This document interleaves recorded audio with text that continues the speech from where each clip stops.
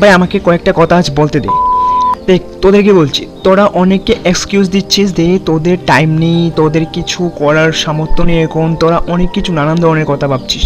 কিন্তু একটা কথা ভাবতো, তোরা এখন যেভাবে যেরকম কথাগুলি বলছিস, তোরা ভেবেচিন্তে বলছিস তো?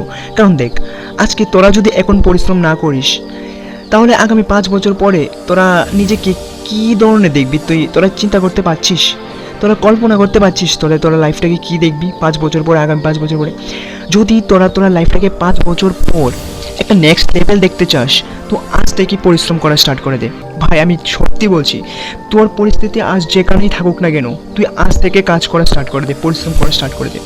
তুই একদিন দেখবি ঠিকই তুই যে জায়গায় পৌঁছতে চেয়েছিলি সেই জায়গায় তুই পৌঁছে গেছিস, জাস্ট বিকজ অফ তোর পরিশ্রমের জন্য।